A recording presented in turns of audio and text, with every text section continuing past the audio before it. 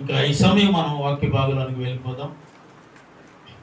ఇంతవరకు దేవుడు మనల్ని ఎంతగానో కాచి దాచి భద్రపరిచారు. ఈ ప్రాముఖ్యమైన సమయము అంటే వాక్యం చెప్పేటప్పుడు చాలా మంది చెప్పే మాటలు ఇవి. ప్రాముఖ్యమైన సమయము అంటే ఏంటిది? వాక్య పరిచర్య. వాక్య పరిచర్య ప్రాముఖ్యమైన సమయమే, కానీ ఆరాధన అంతా కూడా ప్రాముఖ్యమైన సమయమే. చెప్పండి, ఆరాధన అంతా ప్రాముఖ్యమైన సమయమే. మొదటి ప్రార్థన నుండి ముగింపు ప్రార్థన వరకు మనకి ప్రాముఖ్యమైన సమయం, ప్రాముఖ్యమైన దినం. కాబట్టి వాక్య పరిచయం ఒక్కటే ప్రాముఖ్యమైన సమయం అని అనుకోవద్దు. పాటలు ప్రాముఖ్యత కాదా? ఆరాధన ప్రాముఖ్యత కాదా? ఏమండి? మరి దేవుడి సన్నిధిలో మరి ఆయనను ఆరాధించి స్తుతించడానికే మనకి ఇచ్చిన ఈ సమయాన్ని బట్టి దేవుడి సన్నిధిలో మనము ఆరాధించడానికి చాలా భారంతో వస్తాం. అసలే భారంతో అంటే దేవుడి మందిరానికి ఎలా రావాలో ఇప్పుడు చాలా జాగ్రత్తగా వినాలి. మీరందరూ కూడా విని దానిని అనుసరించి నడుస్తారని నేను నమ్ముతున్నాను. అంటే మీరని కాదు, మీరు నడవట్లేదని కాదు, ఈ యూట్యూబ్లో ఎంతో మంది చూస్తారు కాబట్టి వారందరికీ ఉపయోగకరంగా. కాబట్టి మళ్ళీ అయ్యగారు నా విషయాన్ని అన్నారు అని ఎవరు ఏమనుకోవద్దు. ఈ విషయంలో మనం చాలా జాగ్రత్తగా విని ఈ వాక్యమును ఒకవేళ మనకు అవసరం అనుకుంటే మనం కూడా తీసుకోవడానికి ప్రయత్నం చేద్దాం. ఏంటి? మొట్టమొదటిగా వాక్యాన్ని చదివించిన ఈ భాగాన్ని ముందుకు తీసుకువెళ్తారు ప్రభు. ప్రసంగి గ్రంథము 5వ అధ్యాయము 1వ వచనం. ప్రసంగి గ్రంథము 1వ అధ్యాయము, పేజీ నెంబరు 558. 558. ఒక్క నిమిషం తల్లి, ఇంకా కొంతమంది బిడ్డలు బైబిల్ తీస్తున్నారు, వారు తీసేదాకా వెయిట్ చేయాలి. చదువుదాం. నీవు దేవుని మందిరమునకు పోయినప్పుడు నీ ప్రవర్తన జాగ్రత్తగా చూసుకున్నాము. చాలు. సకల ఆశీర్వాదములకు కారణభూతుడా నా కన్న తండ్రి, ఎన్నిక లేని వారిని ఎన్నుకున్నారు, ఏర్పరచుకున్నారు. ఇక్కడ నిలవబడటానికి కూడా యోగ్యత లేని వాడిని నిలవబెట్టుకున్నారు. మరి మీ ఆత్మ సమృద్ధిగా నా మీద ఉంచి ఈ వాక్యమును నాకు నా బిడ్డలకు అర్థమయ్యే రీతిగా వివరించి మమ్మలను మా సంఘాన్ని స్థిరపరచమని ప్రార్థన చేస్తూ ఈ విత్తబడుతున్న ప్రతి వాక్యము నీరు అనే అంటుగట్టి ప్రతి హృదయంలో ఈ వాక్యము ఫలించి అభివృద్ధి పొందాలని ప్రతి ఒక్కరూ దీవెనకరముగా, అలాగే యూట్యూబ్ చూస్తున్న అందులో ఎవరైతే ఈ వాక్యాన్ని వింటారో వారు కూడా వారి హృదయ ఆలోచన తలాంతులు మార్చుకుని ప్రభు కొరకు దేవుడి మందిరానికి వెళ్ళేటప్పుడు ఎలా ఉండాలో ప్రతి ఒక్కరూ దీన్ని అర్థం చేసుకుంటారని హృదయపూర్వకమైన ప్రార్థన చేస్తున్నాను మా కన్న తండ్రి. ఆమేన్. హల్లెలూయా. ఇక్కడ మొదటగా మనం విన్న మాట, నీవు దేవుడి మందిరమునకు పోయినప్పుడు నీ ప్రవర్తన జాగ్రత్తగా చూసుకున్నాము. ఇది ఒక 3 సంవత్సరాల క్రితం ఖమ్మంలో ఈ వాక్యాన్ని బోధించారు. అంటే వేరే కోణం, ఇప్పుడు చెప్పబోయే కోణంలో కాదు. 3 సంవత్సరాల క్రితము ఈ వాక్యాన్ని వివరించాను. ఈరోజు వేరే కోణంలో ఈ వాక్యాన్ని వింటున్నాం. నీవు దేవుడి మందిరానికి వెళ్ళేటప్పుడు నీ ప్రవర్తన జాగ్రత్తగా చూసుకోవాలి. దేవుడి మందిరానికి మనం వెళ్ళేటప్పుడు మన ప్రవర్తన ఎలా చూసుకోమన్నారండి? జాగ్రత్తగా చూసుకుని నీవు దేవుడి మందిరానికి వెళ్ళాలి. కింద ఉన్న అంశాల తర్వాత చదువుతాం. అంటే మనము దేవుడి మందిరానికి వెళ్ళాలి. ఈరోజు శనివారం ఉదయాన్నే తెల్లారిపోతా ఉంది. దేవుడి సన్నిధికి వెళ్ళాలి. దేవుడు రేపు మందిరంలో మనతో ఏం మాట్లాడతాడో, రేపు దేవుడు ఏ వాక్యం ద్వారా మాట్లాడబోతారో, రేపు దేవుడి సన్నిధికి ఎవరెవరు రాబోతున్నారో, ఎవరెవరు రావట్లేదో తండ్రి ప్రతి ఒక్కరూ రావాలి. చాలా మంది ఇలాంటి సిద్ధపాటు ఆత్మతో ఉంటారు. స్తోత్రం చెప్తాం. హల్లెలూయా. సిద్ధపాటు కలిగిన ఆత్మ ఒక క్రైస్తవులకి ఎప్పుడు వస్తుందో తెలుసండి? శనివారం వచ్చేటప్పటికే వస్తుంది. అంటే ప్రతిరోజు ఉంటుంది. ఆత్మ సంబంధముగా నడిచే ప్రతి వ్యక్తి ప్రతిరోజు సిద్ధపాటు కలిగి ఉంటారు. కానీ ఆ శనివారం వచ్చేటరికి చాలా టెన్షన్ గా ఉంటారు మీరంతా కూడా. ఎందుకో తెలుసా? రేపు దేవుడి మందిరానికి వెళ్ళబోతా ఉన్నాం. రేపు దేవుడి ఆలయానికి వెళ్ళేటప్పుడు అక్కడ దేవుడు ఏ మాట మాకు తెలియజేయబోతా ఉంటాడో, రేపు దేవుడి సన్నిధిలో ఏమి నేర్చుకోబోతా ఉన్నామో అన్న ఆసక్తి ప్రతి ఒక్కరికి ఉండాలి. అయితే ఇలాంటి ఆసక్తి మనలోనికి రావాలి అంటే నీ ప్రవర్తన జాగ్రత్తగా ఉండాలన్నాడుగా. అంటే దేవుని ఆలయానికి వెళ్ళటానికి కావలసిన యోగ్యతలు ఏంటి? ఏ యోగ్యత ఉంటే మనలను దేవుడు నీ ప్రవర్తనను బాగుంది బలాబిడ్డ అని అంటాడు దేవుడు. మనం దేవుడి మందిరానికి వెళ్ళేటప్పుడు ఎలాంటి హృదయం, ఎలాంటి ఆలోచన, ఎలాంటి తలాంతులతో దేవుడు మందిరానికి వెళ్ళాలి అని దేవుడు అంటున్నాడో ఈ పూట మనం తెలుసుకుంటా ఉన్నాం. ఆమేన్ చెప్పండి. ఆమేన్. హల్లెలూయా. అయితే ప్రతి ఆత్మీయ జీవితానికి నేను అన్నాను, ప్రతి ఒక్క ఆత్మీయ జీవితంలో ఇలాంటి ఒక పునుగోలు పుక్కునే ఏముండాలండి? ఆసక్తి ఉండాలి. ఎవరికి? వెరీ గుడ్, క్రైస్తవులుగా పిలువబడిన మనందరికి కూడా. ఆమేన్. హల్లెలూయా. అంటే మనందరికి ఒక ఆసక్తి ఉండాలి. ఆ ఆసక్తి ఏంటంటే, నేను రేపు దేవుడి మందిరానికి వెళ్ళిపోతున్నాను. నేను అంటాను, దేవుడి మందిరానికి వెళ్ళేటప్పుడు ఎంతమంది ప్రార్థన చేసుకుని దేవుడి మందిరానికి వస్తారు? ఏమని చేస్తావు? నువ్వు చెప్పు.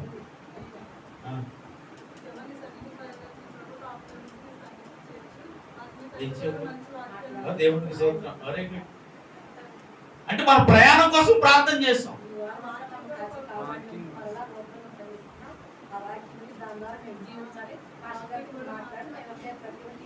ఎంతసేపు చేసామంటారు? మరి సిద్ధపాటు కలిగి ఉండి దేవుని కార్యములోనికి, దేవునికి ఆవరణలోనికి వచ్చేటప్పుడు మనము ప్రార్థన పూర్వకంగా ఉండాలంట. అంటే ప్రార్థన పూర్వకంగా అంటే మన ప్రయాణం కొరకు కాదు. తండ్రి అక్కడికి వెళ్ళి వస్తున్నాను, రాకపోకల కాపుదల నుంచి వచ్చినాడు, మటన్ కొడితే ఖాళీ ఉంచు, ఇది కాదు.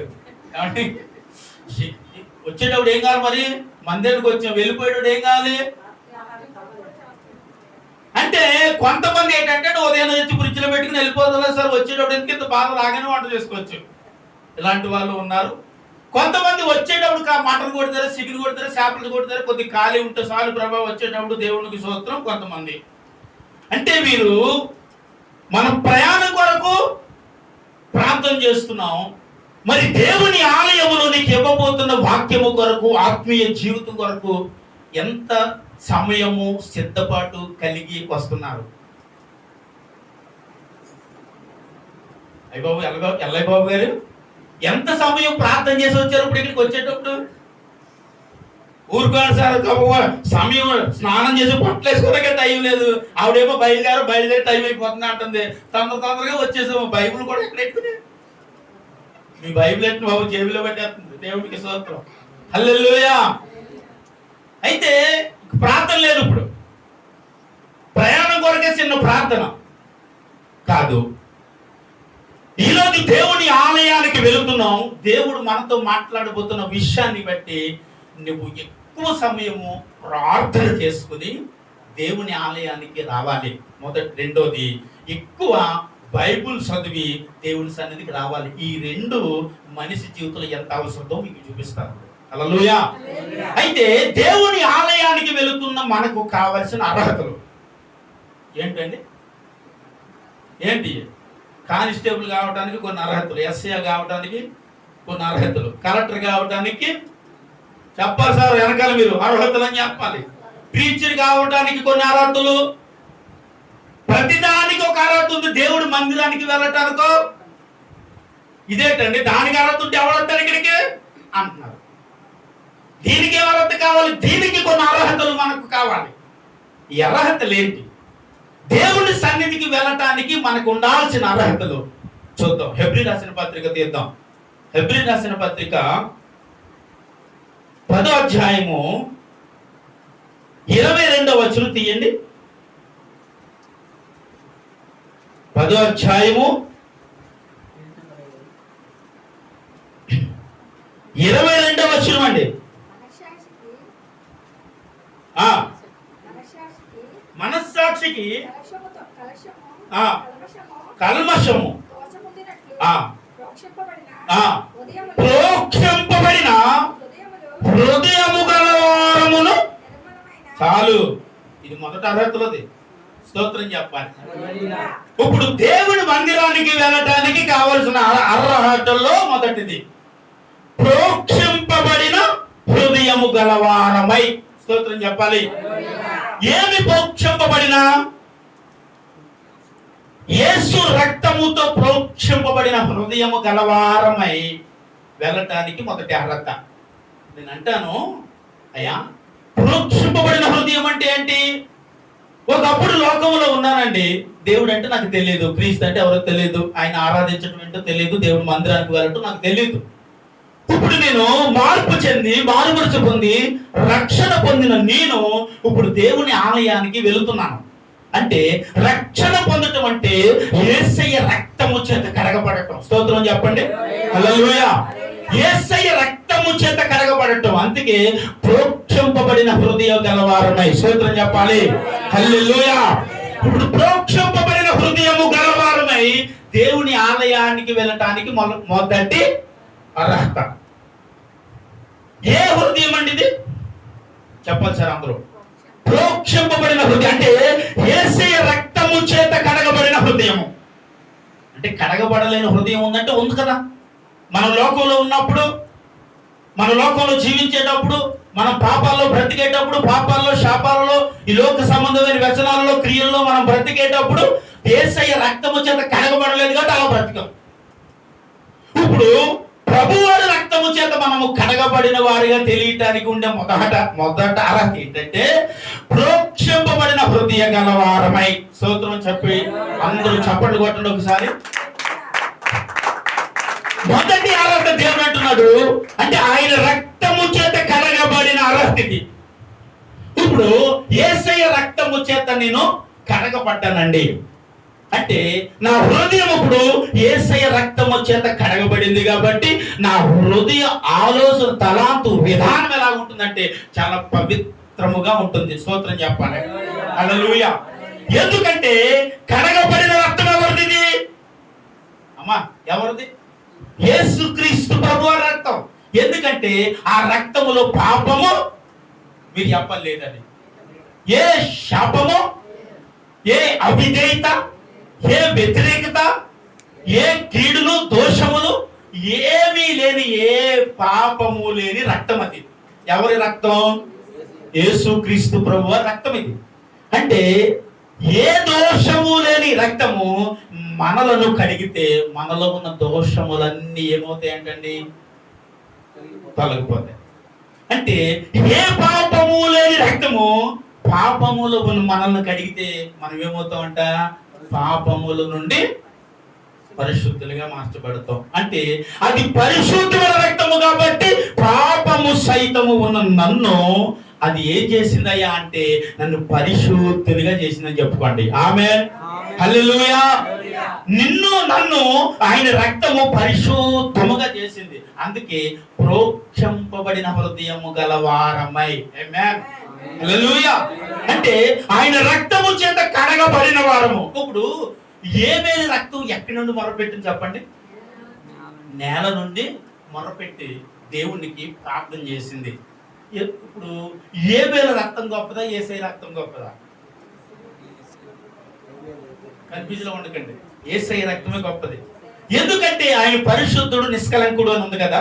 కాబట్టి ఆయన పవిత్రమైన వాడు, పరిశుద్ధము కలిగిన వాడు, పరమ తండ్రి. కాబట్టి ఆయన రక్తము మన మీద ప్రోక్షింపబడితే ఆయన ఏం చేస్తాడు? ఇప్పుడు మన కొరకు విజ్ఞాపన చేస్తారు. సూత్రం చెప్పండి. ఏం చేస్తారు చెప్పండి? మీకు తెలుసు, ఆత్మపూర్వకమైన ప్రార్థన అంటారు కదా. రెండు ప్రార్థనలు ఉంటాయి. ఒకటి మన వ్యక్తిగతమైనది కాదు, మనకు నచ్చినట్టు చేసే ప్రార్థన. అది దేవుడి చేత అంగీకరింపబడదు. అదే ప్రార్థన చెప్పనా, ప్రభా నేను ఎక్కడికి వెళ్తున్నాను, నా దారిలో కాపుతాను, వేరే గుడి చెయ్యొద్దు నేను అనట్లేదు. అంటే ఆత్మపూర్వకమైన ప్రార్థన కాదు ఇది. ఆత్మపూర్వకమైన ప్రార్థన ఏంటయ్యా అంటే వారు మోకరించగానే వారు హృదయములో ఏదో తెలియని వేదన వస్తుంది, దుఃఖం వస్తుంది, బాధ వస్తుంది, కన్నీరు వస్తుంది. తెలియకుండానే ప్రార్థన చేస్తుంటాం, తెలియకుండానే మనలో ఉన్న అవిధేయతను ఒప్పుకుంటాం. స్తోత్రం చెప్పాలి. ఒప్పింపజేసేదే యేసయ్య రక్తం. ఆమేన్. హల్లెలూయా. మనలో ఉన్న పాపాన్ని ఒప్పింపజేసేదే యేసయ్య రక్తం. ఆ రక్తం రక్తముతో ప్రోక్షింపబడిన మనము ఏం చేయబడతామంటే ఇప్పుడు మన మీద నుండి ఎవరు ప్రార్థన చేస్తున్నారు? యేసుక్రీస్తు ప్రభు ఆయనమ్మా, ఆయనే ప్రార్థన చేస్తున్నారు మన కొరకు. ఆయన విజ్ఞాపన చేస్తున్నారంట. అంటే నేను అంటాను, ఇది ఆత్మపూర్వకమైన ప్రార్థన. ఏ ప్రార్థన అండి? ఆత్మపూర్వకమైన ప్రార్థన. అంటే ప్రార్థన మొదలు పెట్టేది మనమే, నడిపించేది మాత్రం యేసుక్రీస్తు ప్రభు. చెప్పగలిగా హల్లెలూయా. మోకరించేది మనమే, ప్రార్థన చేయాలనుకున్నది మనమే, ఏదో చేయాలనుకున్నది మనమే, కానీ ఏదో చేయించేది మాత్రం ఆయన. స్తోత్రం చెప్పాలి. అంటే దేని కొరకు నువ్వు ప్రార్థన చేయాలని కూర్చున్నావు, ఏ అంశం కొరకు దేవుడి దగ్గర ఏడాలని వచ్చామో తెలియదు, కానీ ఆయన మనతో ఆయనకి ఇష్టమైన వ్యక్తి కొరకు, ఇష్టమైన పని కొరకు, ఇష్టమైన మందిరం కొరకు, ఇష్టమైన దాని కొరకు ఆయన విజ్ఞాపన మనలో ఉండి చేపిస్తాడు. స్తోత్రం చెప్పాలి. అంటే విజ్ఞాపన చేసేది మనం అంటాం కదా, మోకరించేది నేనయ్యా, నడిపించేది. ఇది ఒట్టి మాట కాదు, ఇది నిజం. మోకరించేది నీవే నేనైతే, నడిపించేది మాత్రం ప్రోక్షింపబడిన రక్తమే. స్తోత్రం చెప్పాలి. హల్లెలూయా. చెప్పండి, నడిపించేది ఎవరు? ప్రోక్షింపబడిన రక్తం అని చెప్పండి. అందరూ చెప్పాలి, ప్రోక్షింపబడిన రక్తము, అది నా యేసయ్య రక్తము. ఆమేన్. హల్లెలూయా. ఇప్పుడు ప్రోక్షింపబడిన రక్తముతో ఉన్న మన అందరము ఇప్పుడు ఇక్కడ ప్రోక్షింపబడిన హృదయము గలవారమే ఉంది కదా. ప్రోక్షింపబడిన హృదయము గలవారమే మనం ఏం చేస్తున్నప్పుడు విజ్ఞాపన చేయడానికి ఆయనే మనలో ఉండి విజ్ఞాపన చేస్తున్నాడు. ఇప్పుడు ఆయన మనలో ఉండి చేసే విజ్ఞాపనకు వెంటనే ప్రతిఫలం వస్తుందండి. స్తోత్రం చెప్పాలి. కింద శుక్రవారం ఒక వాక్యాన్ని చెప్పాను. ఏమని అంటే, మనము ప్రార్థించినా ఎందుకు కార్యాలు పొందలేకపోతున్నాం అని విన్నాం. అంటే ఎందుకు పొందలేకపోతున్నాం అంటే, ఆయన చేత పరీక్షింపబడిన రక్తము చేత కాక మన సొంత ప్రార్థన వలనే కొన్ని కార్యాలను మనము పొందలేకపోతున్నాము. ఇది ప్రోక్షింపబడిన హృదయము గల వారమే. అంటే యేసుక్రీస్తు ప్రభు రక్తముతో కడగబడిన వారమైతే ఆయన చేసే విజ్ఞాపనకు తండ్రి యొద్ద నుంచి ప్రతిఫలము సమృద్ధిగా వస్తుంది. ఆమేన్. హల్లెలూయా. చెప్పండి, మొదటిది ఏంటంటే ఇది ప్రోక్షింపబడిన హృదయము గల వారమై. మొదటి అర్హత ఇది. ఆయన రక్తము చేత కడగబడిన నీ హృదయము. రాసుకోవాలి మీరు అందరూ కూడా. నా వైపు చూస్తూనే ఉండాలి. మళ్ళీ రాసుకున్నట్టు రాసేది, నా వైపు చూస్తూ వాక్యాన్ని వినండి, శ్రద్ధగా వినడానికి ప్రయత్నం చేయండి. ఇప్పుడు ప్రోక్షింపబడిన రక్తము హృదయాన్ని ఏం చేసింది? ఇప్పుడు శుద్ధి చేసేసిందండి. ఎందుకంటే ఈ రక్తము మనుషుల రక్తము, మేకల రక్తము, గొర్రెల రక్తము, పావురాల రక్తం ఏమీ కాదు. యేసుక్రీస్తు ప్రభు పరిశుద్ధమైన రక్తము. ఆమేన్. ఈ రక్తముతో అంటున్న మాట ఏంటంటే ప్రోక్షింపబడిన, అంటే నీ తల మీద ఉండి ఏం చేస్తుందండి? విజ్ఞాపన చేస్తుంది. ఆమేన్. హల్లెలూయా. నీ తల మీదే ఉండి, అంటే యేసుక్రీస్తు ప్రభు ఇప్పుడు నీలోనే ఉండి ఒకవేళ మీరు ప్రార్థన చేస్తే ఖచ్చితంగా మీరు అద్భుతం చూస్తారండి. ఆమేన్. హల్లెలూయా. నీ జీవితంలో ఎట్టి అద్భుతం జరగాలన్నా నీవు హృదయపూర్వకమైన అనగా ఆత్మపూర్వకమైన ప్రార్థన కావాలి. ఈ మధ్యకాలంలో ప్రార్థన జీవితాలు ఎలాగున్నాయ్యా అంటే, ఏదో కొద్దిగా మోకరించడం, చిన్న ప్రార్థన చేయడం, బలహీనంగా ఉందండి, నీరసంగా ఉందండి అని పడుకోవటం. సమయం అంతా ఎక్కువ మనం దేనికి ఇస్తామంటే కాలానికి ఇస్తున్నాం. ఎవరికి ఇస్తున్నాం అంటే సమయం అంతా కూడా మనం ఏం చేస్తున్నాం అంటే వృధా చేస్తున్నాం. దేవుని వాక్యం అంటుంది కదా, దినములు సెట్టవి కనుక సమయమును ఏం చేసుకోవాలంట? సమయాన్ని పోనేయొద్దు, సద్వినియోగము చేసుకోమని వాక్యము సెలవిస్తా ఉంది. అంటే మనం ఉన్న ఈ దినాలు చాలా భయంకరమైన దినాలంట. సమయాన్ని పోనివద్దు. ఎందుకంటే భయంకరమైన దుర్దినాలలో మనం ఉన్నాం. ఎంత భయంకరమైన దినాల్లో మనం వచ్చేస్తున్నామో మనకు రోజు రోజుకి అర్థమవుతుంది అంటారా? సంవత్సరాలు గడిసే కొలది మనకు అనిపించాలి, రోజు రోజు ఏమవుతున్నాయి? వాతావరణాలు మారిపోతున్నాయి, జనాలు మారిపోతున్నారు, వారిలో వచ్చే భయంకరమైన రోగాలు, ఎప్పుడు వినని రోగాలు, చూడని రోగాలు చూస్తూ ఉండాల్సిన పరిస్థితి ఏమవుతుంది, క్రమముగా వస్తూ ఉంది. ఒకప్పుడు మన చిన్నప్పుడు జ్వరం వచ్చింది అంటే ఎలా ఉండేదండి, అమ్మో ఒక 2 రోజుల పాటు ఏమీ పెట్టకుండా ఉంటే ఆ జ్వరం తగ్గిపోయేదటండి. ఏమి పెట్టేవారు కదంట. మా నాన్నగారు వాళ్ళ అమ్మాయి అయ్యాములో, తాతయ్య గారి అయ్యాములో వారు జ్వరం వస్తే 2-3 రోజులు ఎక్కడికి వెళ్లకుండా ఉపవాసం ఉండిపోయినట్టుగా ఉండిపోతే వాళ్ళకి జ్వరం తగ్గిపోయేది. ఇప్పుడు జ్వరం కాదు, ఇప్పుడు వచ్చే రోగాలు ఎలాంటి భయంకరమైన రోగాలు, ఎలాంటి వ్యాధులు అంటే అటు పేరు పలకటానికి కూడా భయంకరమైన వ్యాధులు మనం చూస్తూ ఉన్నామే. ఒకప్పుడు దినాలు ఎలాగున్నాయి, ఇప్పుడు దినాలు ఎలాగున్నాయి అంటే చూడటానికి చాలా భయంకరంగా ఉందండి. ఒకప్పుడు మా చిన్నప్పటికి వెళ్తే పెద్ద ఏం కాదు తేడా. ఇప్పుడు నాకు 40-40 అంటే ఇంచుమించు నాకు ఒక 15 సంవత్సరాలు వచ్చేసరికి ఫోన్ లేదు. 15 సంవత్సరాలు వచ్చేసరికి టచ్ ఫోన్లు ఏమి లేవండి. ఒక 10 సంవత్సరాల వయసు, 15 సంవత్సరాలు వచ్చేసరికి ఈ ఫోన్ నేను వాడలేదు, చూడలేదు, తెలియదు. నాకు ఇవ్వాలైన తర్వాత కూడా ఒక చిన్న కీప్యాడ్ ఫోన్ ఉండేది అంతే, అదే వాడేవాడు. అంటే ఇలాంటి ఫోన్లు మా జీవితాలు అప్పుడు లేవు కాబట్టి మాకు లోకం ఏం తెలియలేదు. చెప్పండి అంతే. ఎవరన్నా చనిపోతే కార్యక్రమం సమయానికి వచ్చేది ఆ ఉత్తరం. ఆ ఉత్తరానికి మళ్ళీ 4 పక్కల ఏం రాసేవారు, రాశారా పసుపు రాస్తారండి సార్, బ్లాక్ రంగు ఏదో రాసి పంపించారు, కాటికి ఏదో ఆ రంగు చూడగానే ముందు ఆ ఉత్తరం పట్టుకుని ఏడ్చేసేవారు. ఎవరు చనిపోరో తెలియక ముందు, ఎందుకంటే అప్పుడు చదువులు కూడా లేవు కథలకి. నిజమండి, అప్పుడు చదువులు కూడా లేక మా అమ్మగారికి ఉత్తరం తెచ్చేస్తే చచ్చిపోయాడు పరిగెట్టుకుని మా నాన్నగారి దగ్గర వచ్చేసి లెటర్ పెట్టుకున్నాడు. మా నాన్నగారు లెటర్ బయట పెట్టు అలా కాక అంటే మైలు ఎక్కడ ఉందంటే మనిషిలో కాదండి బాబు. ఇప్పుడు ఉత్తరంలో కూడా అప్పుడు ఎలా ఉందంటే మైలు ఉంది వాళ్ళకి. ఆ ఉత్తరం పట్టుకుని బయట ఉంటేనే బయట చదివి ఎవరు చనిపోయారో చూసుకొని అప్పుడు ఎప్పటికి వెళ్ళేవారండి ఇలా ఆ కార్యక్రమం టయానికి పాపం వెళ్ళేవారు.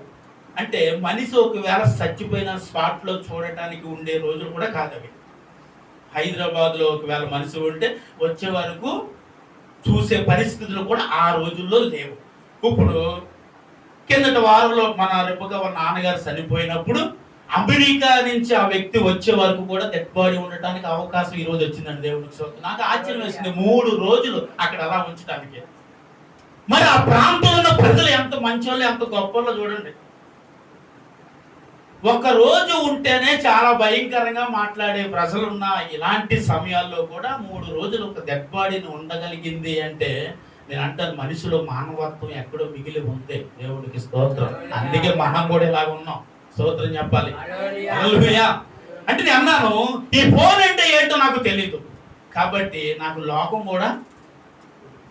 ఇప్పుడు ఒకసారి చెప్పాను, ఒక ఫంక్షన్కి వెళ్తే అక్కడ 2.5-3 సంవత్సరాలు ఉంటాయండి. ఆ పాప చేతిలో ఫోన్ పెడితే గేములు చితగ్గొడుతుందని ఆడుతుంది.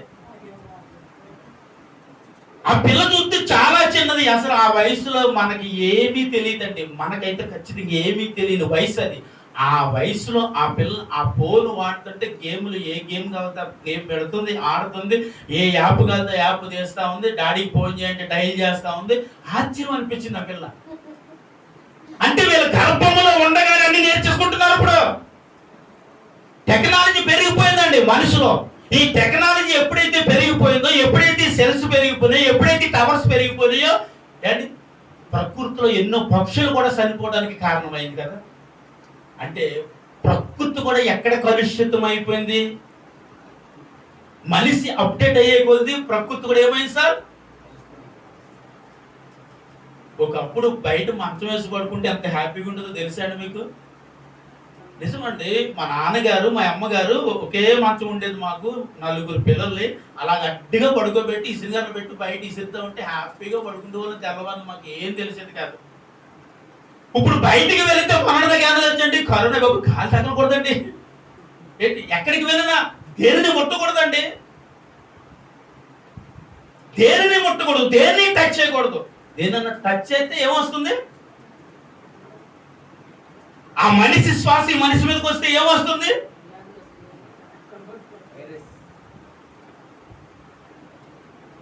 ఇప్పుడు బయట కూర్చుంటే అది విషగాలంట, భయంకరమైన జ్వరాలు, భయంకరమైన పొక్కులు, రకరకాల అవన్నీ వచ్చేస్తున్నాయి. అంటే నేను అంటాను ఇప్పుడు ప్రకృతి ఏమైంది, ఇప్పుడు కలుషితం అయిపోయింది కదండి. ప్రకృతి కలుషితం అయిపోయింది. ఎందుకంటే మనిషి ఆలోచన ఎప్పుడైతే మారిపోయింది, అప్డేట్ అయిపోయాడు మనిషి. అప్పుడు నుండి ప్రకృతి అంతా కలుషితం అయిపోయిందండి. హల్లెలూయా. ఏ తిండి తిన్నా ఆరోగ్యంగా ఉండేవాళ్ళు. ఏ తిండి తిన్నా అంటే అప్పుడు 15 బత్తాలు పండితే ఇప్పుడు 60 బత్తాలు పండే పరిస్థితి వచ్చింది. ఇప్పుడు ఎందుకు ఏమండి నాన్నగారు? ఆ సమయంలో ఎకరానికి 14-15 బత్తాలు అనేవారు. ఇప్పుడు 60 బత్తాలు 30-40 బత్తాలు అంటున్నారు. ఇప్పుడు ఏమండి ఏంటంటే ఇదంతా అంత మందు మహిమండి. దేవునికి స్తోత్రం. మందు అంటే ఆ మందు కాదు సార్, దీనికి వేరే మందు ఉంది. హల్లెలూయా. ఇదంతా మందు మహిమ అయిపోయిందండి. ఇప్పుడు ఒకప్పుడు వంకాయ కూర తింటే అంత టేస్ట్ అండి.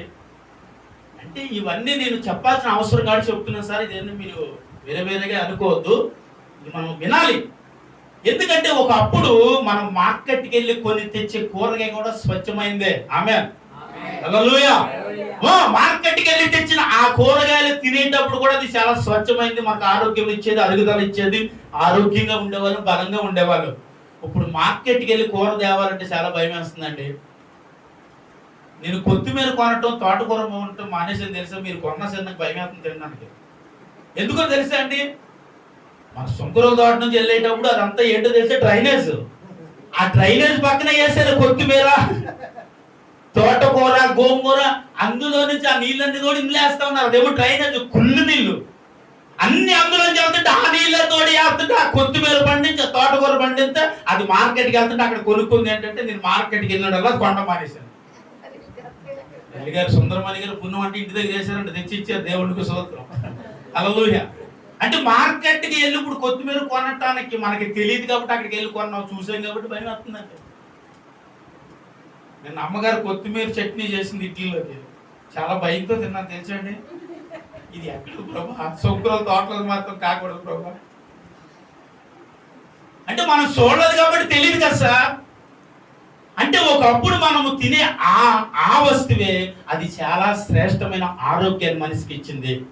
ఇప్పుడు అదే మనం తినే ఆహారమే మనిషి ఆరోగ్యాన్ని పాడు చేసేసిందండి. కాబట్టి ఇప్పుడు మనిషి 2 పూట్ల ఆహారం తినడం మానేశాడు. అప్పుడు ఏమనివో తెలిసాడా? తిండి ఎక్కువ తినాలిరా, కడుపు నిండా అన్నం తినాలి. మా అమ్మ కడుపు నిండా పెట్టేది మహాతల్లి. ఆమెకు ఉన్నా లేకపోయినా ఆ సమయంలో కూడా 4 పిల్లలు అంటే అండి మాకు అలా ప్రతిరోజు అలా భోజనం పెట్టడానికి చివరిగా మా అమ్మ అందరూ తినేసిన తర్వాత ఊడ్చుకుని తినేది తల్లి. ఆ తినేటప్పుడు నాకు ఇంకా ఏమన్నా తక్కువ వచ్చినా, ఆ రోజు కూర బాగుందని అనిపించిన అమ్మ నాకు 2 ముద్దలు ఎట్టు అంటే ఆ 2 ముద్దలు కూడా ఆమె తినకుండా నాకు పెట్టేది. ఒకసారి ఇది జ్ఞాపకం వస్తూ ఉంటుంది నాకు. అందుకే తల్లి ప్రేమ చాలా గొప్పది అంటాను నేను. తల్లి ప్రేమ విలువ కట్టలేదు. తన ఆకలిని కూడా చంపుకొని మన కడుపుని నింపుతుంది తల్లి. మా అమ్మాయిని అన్నా నేను, ఇష్టమైన గుండె ఏదైనా సరే తీసి నా కూతురికి పెడితే అందే, నీకు ఇష్టమైంది ఎలా పెట్టాలనిపిస్తుంది అమ్మా, నేనైతే ఇలా పెట్టను అన్నది. నేను అన్నాను, అమ్మ నీకు పిల్లలు పుట్టిన తర్వాత కూడా ఇదే మనసు నీకు వస్తా అసలు రానివ్వను అనుకోవచ్చు. నువ్వు ఒకవేళ నేను రానివ్వను అని అనుకోవచ్చు, కానీ నీకు ఏదైతే ఇష్టమో అది నీ బిడ్డలకు పెట్టాలనే మనసు నువ్వు తల్లిగాను తండ్రిగాను మారిగా తెలుస్తుంది. స్తోత్రం చెప్పాలి. హల్లెలూయా. ఇప్పుడు ఏం తెలియదండి, ఇప్పుడు మనకేం తెలియదు. ఇప్పుడు ఏమనిపిస్తుంది అంటే నాకు ఇష్టమైంది నీకు తినాలనిపిస్తుంది, కానీ నాకు ఇష్టమైంది ఎవరికి పెట్టాలనిపిస్తుంది? నా బిడ్డలకు పెట్టాలనిపిస్తుంది. హల్లెలూయా. నాకు ఇష్టమైంది ఎవరికి పెట్టాలనిపిస్తుంది? నా బిడ్డలకు పెట్టాలి. ఇది ఎందుకంటే ఇది నాకు చాలా ఇష్టం, ఎందుకంటే ఇది నాకు ఇష్టమైనది, ఇది ఆరోగ్యమైనది, ఇది విలువైనది. కాబట్టి ఈ విలువైన వస్తువు నా బిడ్డకి ఇవ్వాలి. ఈ మనసు తల్లికి తండ్రికి ఉంటుందా ఉండదా అండి? ఆ రోజు ఒక్కొక్కసారి ఇప్పటికి నేను జ్ఞాపకం చేసుకుని ఆ చిన్ననాటి జ్ఞాపకం చేసుకుంటూ ఒక్కొక్క రోజు ఏడుస్తూ తెల్లవారులు పడుకొని తెలుసా అండి. ఇప్పుడు అన్నదమ్ములైనా అక్క చెల్లెలైనా అనుబంధాలు లేవు. ఇప్పుడు ఎదిగిన తర్వాత మా మధ్యన కూడా లేకపోవచ్చు, కానీ మా చిన్నప్పుడు మేము ఎలా ఉంటుందంటే వారు మార్కెట్కి వెళ్ళాలంటే మా అక్క, మా చెల్లి, నేను అందరం కలిసి మార్కెట్కి వెళ్ళడానికి అందరం కలిసి నడుచుకుంటూ వెళ్ళిపోయాం. 3 కిలోమీటర్లు వెళ్ళిపోయండి. మార్కెట్ అంతా కొనేసుకుని 100 రూపాయలు పెడితే మొత్తం మార్కెట్ 2-3 సంచులు నిండేదండి. దేవుడికి స్తోత్రం. నింపుకుని కడుపు నిండా తినడానికి ఏం కొనుక్కునే వాళ్ళం? అప్పచ్చి కొనుక్కొని తింటా నడుచుకుంటా వచ్చేస్తే అసలు ఆ రోజులు గుర్తొచ్చినప్పుడు నాకు అప్పుడప్పుడు అందుకే ఒక రోజంతా పడుకోకుండా ఏడుస్తూ ఉంటాను. ఆ రోజులు చాలా బాగున్నాయ్యా. ఈ రోజులు అస్సలు బాగాలేదు, కలుషితం అయిపోయింది. తినే ఆహారం బాగాలేదు. ఎందుకంటే తల్లి చచ్చిపోతే బిడ్డకు చూడడానికి లేదు, బిడ్డ చచ్చిపోతే తల్లికి చూడలేని భయంకరమైన వ్యాధులు వచ్చేసినాయి అండి. ఇలాంటి భయంకరమైన దుర్దినాలకు వచ్చిన మనం ఇంకా యేసయ్యను తెలుసుకోకుండా ఇంకా మన జీవితాలు ఒకవేళ ఇలా ఉండిపోతే,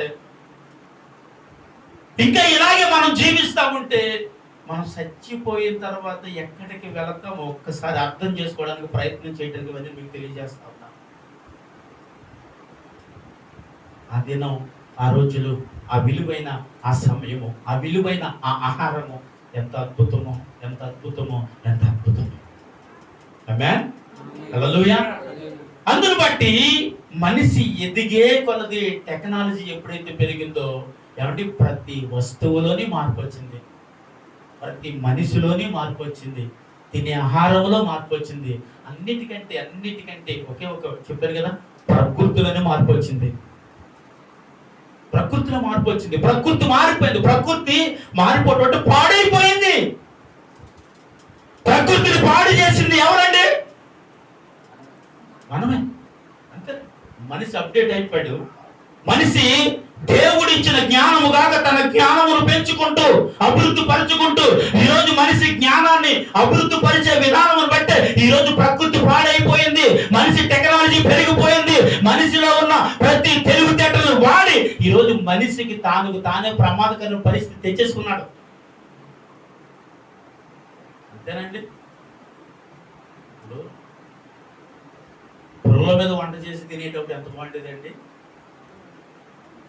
ఇప్పుడు గ్యాస్ అంటే వదిలేని అనుకున్నాం, గ్యాస్ మీద అంటే ఇప్పుడు మనిషి కుక్కరు, కరెంట్ కుక్కరు, ఇజిల్ కుక్కరు, రకరకాల కుక్కర్స్ 2 సెకండ్లు అన్నం అయిపోతుంది. దేవుడికి స్తోత్రం.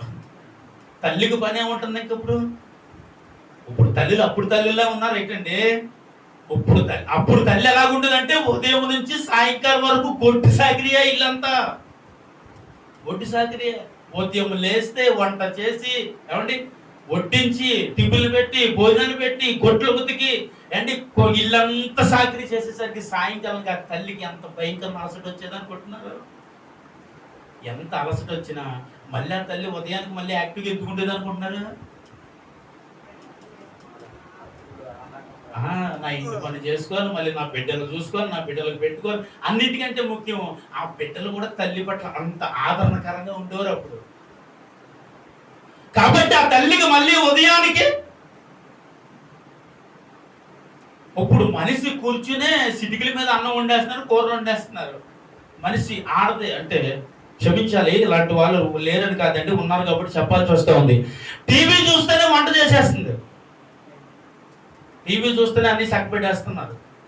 అంటే తాను పని తను చేసుకుంటూ వెనకాల వంట అయిపోతుంది. ఎంత స్పీడ్గా అయిపోతుంది అంటే గంటలు అయిపోతుంది అంటే. ఎందుకంటే గంటల వంట అంటే అమ్మ బాబు ఒక వంట వండాలంటే పూట పెట్టేసేదండి. అందుకే ఎవరన్నా చుట్టాలు వస్తే ముందు చెప్పు రావాలని బాబు అని అనేవారు. ఆ రోజంతా ఆ మధ్యాహ్నం వస్తే సాయంకాలం వంట చేసి పెట్టినట్టు ఉండేది. మరి అప్పుడు ఇప్పుడే ఉంది అబ్బాయి ఏమి లేదు. ఇప్పుడు వంట ఏంటండి, సుబ్బయ్య గారు హోటల్కి వెళ్తే ఏముంది అక్కడ, ఊహించిన దానికంటే చక్కగా మంచి కర్రీస్, రకరకాల ఐటమ్స్ తో ఈరోజు భోజనాలు ఏర్పాటు. ఎక్కడి నుంచి? హోటల్ నుండి. ఏముంటే డబ్బు ఉంటే అంత అయిపోతుందండి. అప్పుడు మనిషికి ప్రేమ ఉంటే అంతా జరిగేది, ఇప్పుడు మనిషికి డబ్బు ఉంటే అంతా అయిపోతుంది. అప్పుడు మనిషి ప్రేమతోనే వంట చేసేది అమ్మా, అప్పుడు మనిషి ప్రేమతోనే బట్టలు ఉతికేది. ఇప్పుడు బట్టలు ఉతకాలంటే ఇప్పుడు ఏమొచ్చిందండి, ఇప్పుడు ఇంత లావు అయిపోవడానికి కారణం ఏంటి? షుగర్ రావడానికి కారణం ఏంటి? బీపీలు రావడానికి కారణం ఏంటి? కొలెస్ట్రాల్ రావడానికి కారణం ఏంటి? ఆ రోడ్ల మీద వాకింగ్ చేయవలసిన అవసరం ఏంటి? మన పని మనము చేయకే, అంతేనా సార్? మన పని మనము చేయటం మానేస్తాం. కాబట్టి మన పని అంతా చేయడానికి ఇప్పుడు ఏమొచ్చినాయి? మిషన్స్ వచ్చేసినాయి. కాబట్టి ఇప్పుడు మన పని అంతా ఈజీ అయిపోయిందండి. చేతులతో ఉతికి పిండి పండకేసి కొట్టేవారండి బట్టలు. ఇప్పుడు ఎలా ఉంది? మళ్ళీ వీళ్ళు ఎలా అనుకుంటున్నారు, ఎక్కడికైనా బయటికి వెళ్ళే పని అంటే పట్లేసేసి వెళ్ళిపోతున్నారు, వచ్చేసరికి గుర్తుకేసి ఉండొచ్చు. దేవునికి స్తోత్రం, హల్లెలూయా. చూసారా ఎంత భయంకరంగా ఉందో ప్రకృతి. అంటే ఇప్పుడు మరి ఎవరు పాడు చేసేసారంటారు? మన శరీరాన్ని మనమైనా పాడు చేసేసామండి. ఇప్పుడు వ్యాధి రావడానికి కారణం ఎవరు? కొలెస్ట్రాల్ రావడానికి కారణం ఎవరండి? ఇప్పుడు మనిషి పని చేసుకోలేకపోవడానికి కారణం ఎవరండి? అంతే. దీని అన్నిటికీ కారణం మనమే మనమే మనమే. టెక్నాలజీ పెంచి, మనిషి తెలివితేటలు పెంచి, ఈరోజు మనిషి అప్డేట్ చేసేసుకుని ఈరోజు ప్రకృతిని పాడు చేసేసాం మనం.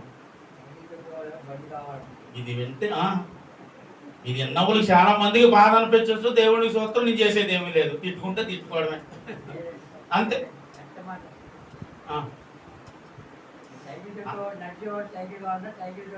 సిక్స్ ప్యాక్ ప్రతి ఒక్కరికి సిక్స్ ప్యాక్. ఇప్పుడు సిక్స్ ప్యాక్ అవడానికి లక్షలు ఖర్చు పెడతారండి జిమ్కి వెళ్ళి. అప్పుడు మన ఇంట్లో పనే మనకి జిమ్. నిజమండి, నేను కూడా బలంగా ఉండేవాడిని, కింగిలంగా ఉండేవాడిని ఆ వయసులోనే. మరి ఎందుకంటే మా డాడీ అలా సమ్మిడి దెబ్బ కొట్టించేవారు నాతోటి.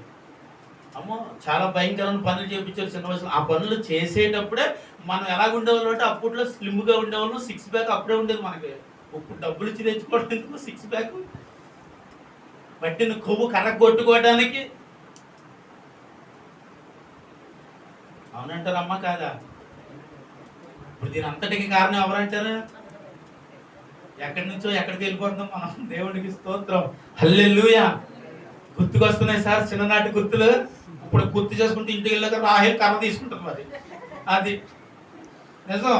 అంటే మీరు గుర్తు తెచ్చుకుంటే ఇక్కడ దాకా వెళ్తే పర్లేదు, మళ్ళీ అక్కడ మధ్య మధ్యలో వెళ్ళేదానికి ఎవరికాల వయసులోకి కర్ర తీసుకోవాల్సిందే అండి. అంతే నిజంగానే. మనం గుర్తు చేసుకోవాల్సింది ఏంటంటే మన బాల్యం ఎలాగుండేది, మన తల్లిదండ్రులతో ఎలాగుండేవాళ్ళు. ఆగంటే ఆగటమే, వెళ్ళంటే వెళ్ళటమే, నిలబడంటే నిలబడి, కూర్చోంటే కూర్చోంటే. అబ్బాయి ఇప్పుడు వాళ్ళు కూర్చోమంటే మనం కూర్చోవాలి. ఇప్పుడు ఏమా వాళ్ళ ఇంట్లో పెట్టి మనం పని చేసుకోవాలండి. ఇప్పుడు వీళ్ళు ఎక్కడ చేస్తున్నారు? మనమే చేసుకోవాలి ఇప్పుడు. కాబట్టి ముందు తరం ఏమవుతుందంటే, ఇప్పుడు వచ్చిన తరం ఏమవుతుందంటే చెప్పండి, సుఖమరిగి భయంకరమైన రోగాలు రావడానికి కారణం మనిషే. దేవుడేమి కాదు, దేవుడే ఇచ్చాడండి. దేవుడు ఎందుకు ఇచ్చాడు నీకు? దేవుడు ఏమైనా ఇచ్చాడంటే మనం చేసుకున్నవే ఇవన్నీ కూడా. దేవుడు ఏమి ఇవ్వలేదండి. ఆదాముకు అవ్వముకు కూడా ఇప్పుడు ఇక్కడ ఈ భయంకరమైన పరిస్థితి రావడానికి దేవుడు ఏమి ఇచ్చింది కాదు, వాళ్ళు చేసుకున్నదే. మరి బాబా మధ్యలో ఉన్న పండు తినకండి రా, జాగ్రత్తగా ఉండండి రా, జాగ్రత్తగా ఇవన్నీ కూడా పండించండి, ఫలించండి, ఇందులో జీవవృక్ష ఫలములు ఉన్నాయి, తినండి, హ్యాపీగా జీవించండి దేవుడు చెప్తే ఇక్కడ గుడ్డే కాదు, దేవుడి కంటే గొప్ప అవ్వాలని ఒకే ఒక అప్డేట్ అయ్యాడు. ఎవరో క్షమించారు, ఆదాము అవ్వమ్మ అని. ఆ అప్డేట్ ఏమైంది? ఇప్పుడు పాపంలో పడ్డానికి కారణం అయింది. ఆ కారణం ఏమైంది? జీవవృక్ష ఫలముల నుండి సామును విడిచి వెళ్ళిపోవలసిన అవసరత వారికి వచ్చింది. నీ చేతి కష్టాచితో నువ్వు చేసుకుని తిన్ను బ్రతకరా బాబా అన్నాడు అంతే దేవుడు. నువ్వు ప్రసవ వేదనలతో ఏడాల్సింది అన్నాడు నిన్ను. అంటే దానికి కారణం ఏంటయ్యా అంటే ఎక్కడ మొదటికి వెళ్ళిపోవాలి. ఇప్పుడు మనం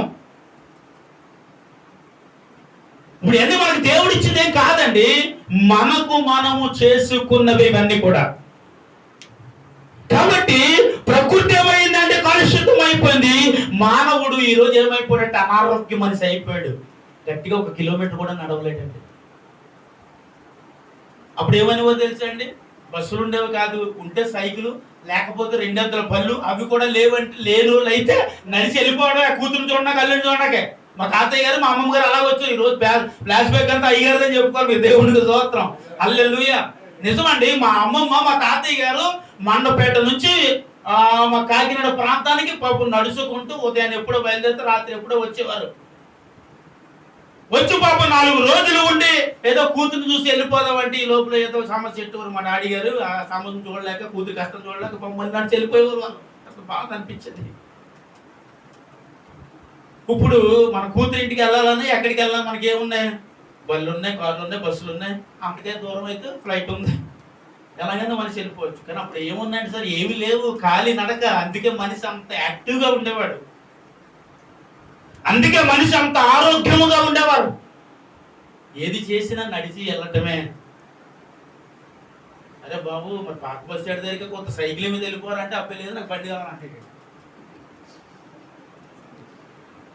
ఫ్యూచర్ మనం చూడాలి. ఇప్పుడు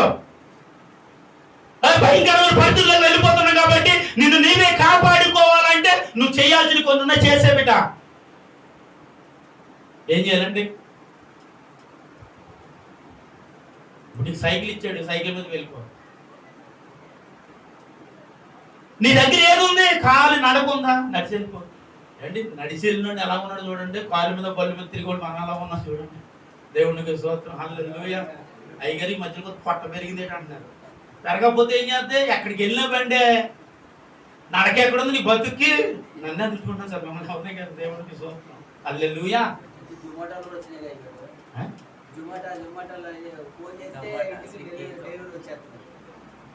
అవునండి, భయంకరమైన పరిస్థితి చూసారు. ఇప్పుడు అంటే చూడండి, హోటల్కి వెళ్ళి పరిస్థితి కూడా లేదు. ఇప్పుడు ఆర్డర్ చేసి ఇంటికి వచ్చేసి బెల్లు కొట్టి తెచ్చి ఇచ్చేస్తాడు. డోర్ డెలివరీ నీకు అయిపోయింది, స్కిన్ డెలివరీ. దేవునికి స్తోత్రం, నీకు అన్ని డెలివరీస్ అయిపోతున్నాయి, మనకు అయిపోతున్నాయి కదండి. వాళ్ళకే ఈరోజు ఫుడ్ అక్కడ సమృద్ధిగా వండేసేసి తెచ్చి ఇంటి తెచ్చి బెల్లు కొట్టిచ్చేస్తే ఏం చేయగలదు? ప్యాకెట్ ఓపెన్ చేసి తినేటివే. ఇంకా బలిసిన వాళ్ళు ఏం చేస్తారు తెలుసండి? ఆ ప్యాకెట్ ఒలిసి ప్లేట్లో పెట్టిస్తే తినేవాళ్ళు ఎక్కువైపు. ఆ ఓపెన్ చేసుకుని కూడా తినే పరిస్థితి ఈరోజు మనిషిలో లేదు. ఎంత భయంకరమా మనిషి! ఆలోచిస్తే నాకు రాత్రి పడుకుని అలాగ ఆలోచిస్తే తెరవని పడుకోలేదు. నేను పడుకోకుండా అలాగ జ్ఞాపకం చేసుకుంటూ మా టీయోకి ఆరోగ్యం బాగోలేదు, దానికోసం ఆలోచిస్తూ అలా ప్రభా రేపు ఏదైనా వాక్యం చెప్పాలయా అంటే నన్ను దేవుడు నన్ను ఎక్కడికో తీసుకెళ్ళిపోతుంది. ఇదే బాబా అందరూ వెళ్ళిపోతున్నాను, అసలు వాళ్ళ వయసుకి నా వయసుకి సంబంధం లేదంటే బాబా ఇక్కడి నుంచి ఆడిపోతున్నాడు. ఎందుకు ప్రభా? ఇప్పుడు ఉన్నది ఏంటి, అప్పుడు లేనిది ఏంటి? అప్పుడు లేనిది ఏంటి చెప్పండి? అనారోగ్యాలు. ఇప్పుడు ఉన్నది మందుల బాక్సులు. ఏ బాక్సులు అండి? ఇంతంత బాక్సులు ఉంటాయండి ఒక్కొక్క ఇంట్లోనే. మనిషి బ్రతకటానికి ప్రతి క్షణము మందు మింగితేనే బ్రతకలేని పరిస్థితి వచ్చేసింది ఇప్పుడు. అలాంటి వాళ్ళు ఎవరన్నా వాక్యం చూసినాడు అనుకుంటే నా కోసం చెప్తున్నాడు. నిజం, మనిషి బ్రతకటానికి ప్రతి క్షణము ఆ మెడిసిన్ వేయకపోతే వాడికి ఈరోజు బ్రతకలేని పరిస్థితుల్లోనికి వచ్చేసాడు మానవుడు. ఎంత స్వేచ్ఛగా ఉండేవాడండి, ఎంత హ్యాపీగా జీవించేవారండి. పాపం తెలియదండి, ఎందుకంటే పాపము చూడటానికి లేవు అప్పుడు.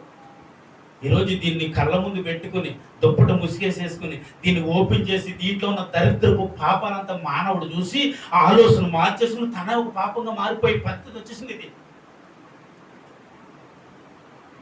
ఎంతమంది ఈ ఫోను ఈరోజు పడుకోవటానికి వెళ్ళేటప్పుడు హాల్లో ఫోన్ పెట్టి బెడ్రూమ్లోకి వెళ్ళి పడుకునేవాడు ఎవరున్నాడు? ఎంతలేదండి, తలకాడ పెట్టుకుంటున్నారా? మనం అంటే లైవ్ ప్రార్థన కోసం పెట్టుకుంటాం. అయ్యగారికి ఇది వంక,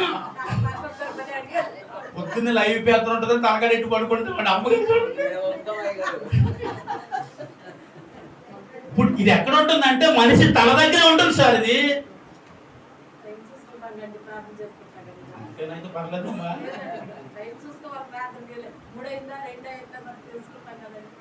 మీకు అలాగుంది జనరేషన్. ఇప్పుడు ఎలా ఉందంటే ఈ ఫోను, అమ్మా మాకు నిద్ర వస్తుంది పడుకోవాలి, పాపం బాబు ఇలా ఏమనుకుంటారంటే పాపం పెట్టి అలిసిపోయి చెడు పడుకోరా పెట్టి పడుకోమ్మా అని అంటే వీళ్ళు వెళ్ళి ముసుకేస్తారు.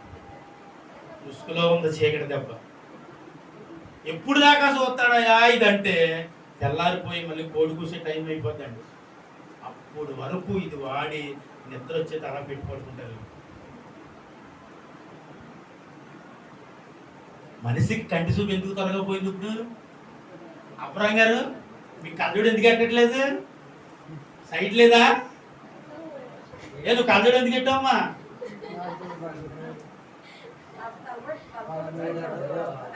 ఏడు సార్ చిన్నపిల్లలకు కూడా కళ్ళజోడు ఉంది, చదువు వల్ల వచ్చింది. చిన్నపిల్లకు కూడా కళ్ళజోడు పడిపోతుందండి. 5-6 సంవత్సరాల పిల్లలకు కూడా కళ్ళజోడు తగిలించారు, సైన్ పెట్టారు మెల్లో. మరి పాడద్దేమో అని చిన్నపిల్ల కదా. ఎందుకు పెట్టిందని చూస్తే సైట్ కళ్ళజోడు భూతద్దాలో ఉన్నాయి. చెప్పుకోక్కర్లేదు, నాకుందో. ఎందుకంటే మనిషి తినే ఆహారమును బట్టి ఉంది, మనిషి చూసే ఎల్ఈడి లైట్స్, టీవీస్, సినిమాలు, ఇది ఏదైతే మనిషిలోకి వచ్చిందో వాటిని ఎప్పుడైతే చూడటం మొదలు పెట్టాం అప్పుడే కంటి చూపు పాడింది. తెలుసండి మీకు? నిజం. ఓన్లీ ఆ లైటింగ్స్ వల్ల, ఫోన్స్ వల్ల, టీవీల వల్ల మనిషిలో కంటి చూపు దెబ్బతినడానికి కారణం అయింది.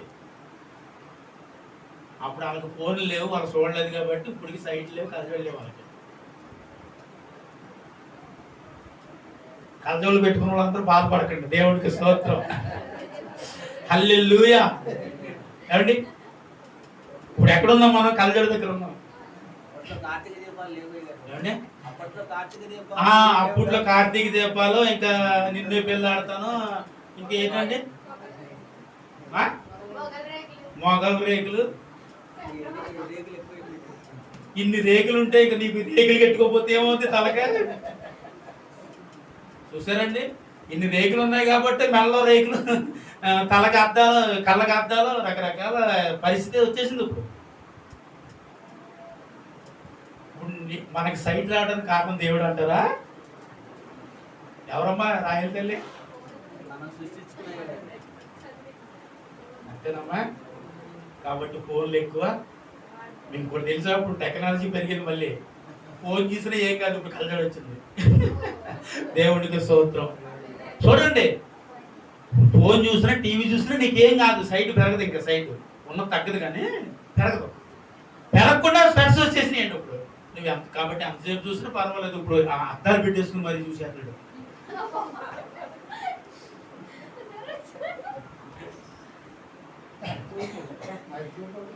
దేవుడికి స్తోత్రం, హల్లెలూయా. ఇదంతా మీరు నవ్వుకోరు, నేను చెప్పలేదు, కానీ మనకి గుర్తొచ్చిన విషయాలు ఇలా జ్ఞాపకం చేసుకోవటం వల్ల మన స్థితి ఒకప్పుడు ఎలాగుంది, ఇప్పుడు ఎలాగుందో మనకు అర్థం అవటం కోసమేనండి అంతే. ఒకప్పుడు లైఫ్ ఈ లైఫ్కి చాలా తేడా ఉంది, ఆ జీవితానికి చాలా తేడా ఉంది.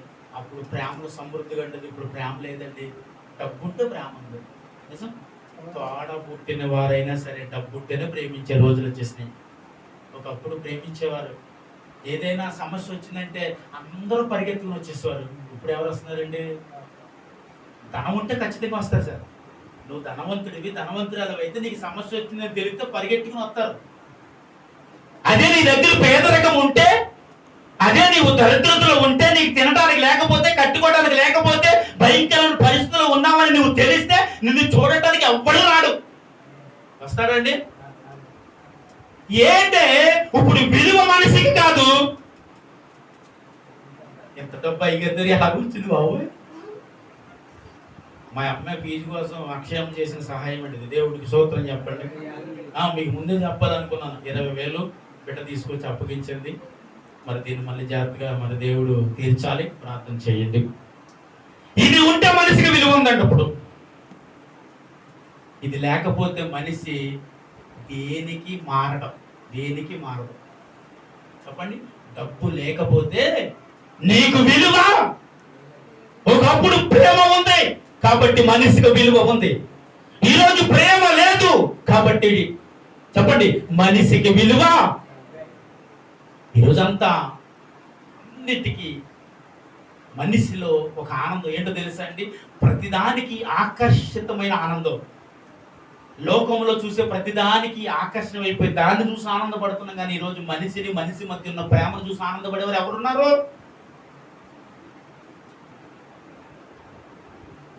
మనిషిలో ప్రేమ అంటే మళ్ళీ 2 రకాలు ఉన్నాయండి. లోక సంబంధమైన ప్రేమ కూడా ఉందలే. ఆ దరిద్రం మనకెందుకు, కానీ ఆత్మ సంబంధమైన ప్రేమ కోసం నేను ప్రకటించబోతున్న విషయం ఏంటో తెలుసా? అంటే లోకములో ఉన్న ప్రేమ కూడా ఒకప్పుడు తల్లిని ప్రేమించేవారు, తండ్రిని ప్రేమించేవారు, వారి బిడ్డలను ప్రేమించేవారు. కానీ అప్పుడు ఈ కొవ్వు ప్రేమలు గట్ట లేవు కదా. అవి కూడా రావడానికి కారణం ఏంటంటే మనిషి, నేను అన్నాను కదా, అప్డేట్ అయిపోవడం వల్ల ఇవన్నీ జరిగినాయి ఇప్పుడు. కాబట్టి మనిషి ఒకరిని ఒకరు ఎంత ప్రేమించుకున్నారు అంటే వాళ్ళకి కష్టం వచ్చిందంటే పరిగెత్తుకెళ్ళేవారు. ఆ పరిగెత్తుకుని వెళ్ళి వారిని చూసే ఆ చూపు, వారిని ఇచ్చే ఆ ఆదరణ చూసేటప్పుడు మనకి ఎంతో ఆనందాన్ని. ఈరోజు ఆనందం మనిషిలోనే ఉందా అంటే మనిషి బ్రతకటానికి ఎంత కష్టపడుతున్నాడో తెలుసా? ఈరోజు మనిషి కడుపు నిండా తినాలి అంటే ఎంతో కష్టపడాల్సిన పరిస్థితి. ఈరోజు అది లేకుండానే శుభ్రంగా ఎక్కడ పడితే అక్కడ డబ్బు సంపాదించి ఆ ప్రేమలు మర్చిపోయి ఈరోజు మనుషులు బ్రతుకుతూ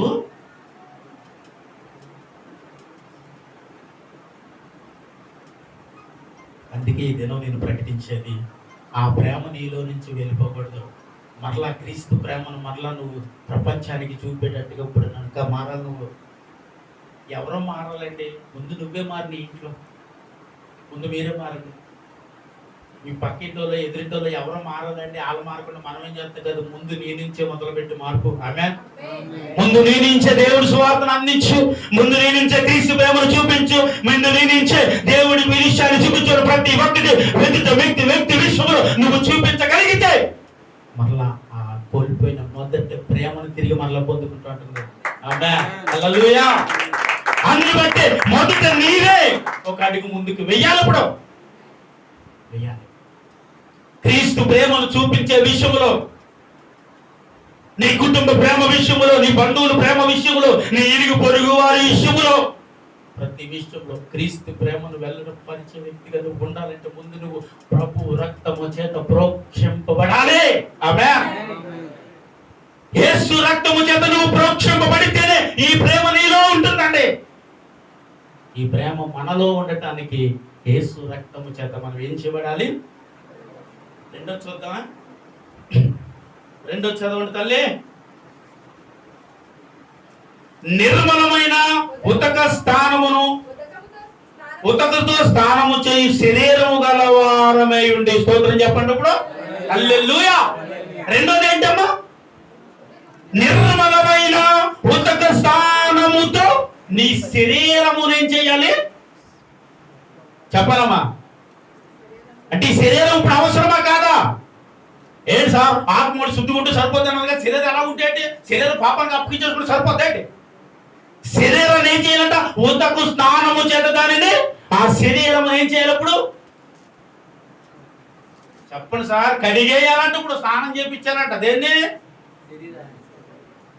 అంటే శరీరం కూడా పవిత్రమైనదే. కింద ఆదివారం అన్నాను, దేవుడిచ్చిన ఈ దేహము నీకు చాలా మంచిదని చెప్పాను కదా. అంటే ఈ దేహం ఇప్పుడు మంచిదే కాదా? ఈ శరీరం ఇప్పుడు మనం ఏం చేయాలంటే ఉతక స్నానము చేత నిర్మలమైన ఉతక స్నానము చేత ఈ శరీరాన్ని ఏం చేయాలి ఇప్పుడు మనం? అంటే వాక్యము చేత ఈ శరీరాన్ని ఏం చేయాలండి? పవిత్రపరుచుకోవాలి. స్తోత్రం చెప్పాలి. హల్లెలూయా. ఇప్పుడు ఇందాక వెళ్ళిన సబ్జెక్ట్ లో ఇప్పుడు వస్తున్నాను నేను. ఏంటో తెలుసా? ఇప్పుడు ఈ శరీరం ఏం చేయాలంటే ఉతక స్నానము చేయబడిన శరీరమై దేవుని ఆలయంలోనికి రావాలి. రెండోది అంటే శరీరము అపవిత్రముగా ఉండి దేవుడి ఆలయంలోనికి పోకూడదు. ఈ శరీరము లోకానికి అప్పగించి నువ్వు దేవుని ఆలయానికి రాకూడదు. ఈ శరీరము పాపములో ఉంచి దేవుని ఆలయానికి మనం రాకూడదంట. ఈ శరీరాన్ని ఏం చేయాలంటే ఇప్పుడు వాక్యము చేత ఉతక స్నానము చెయ్యబడాలి. స్తోత్రం చెప్పండి. నేను అన్నాను ఇప్పుడు దాహం వేస్తే ఎన్ని నీళ్ళు తాగుతాం?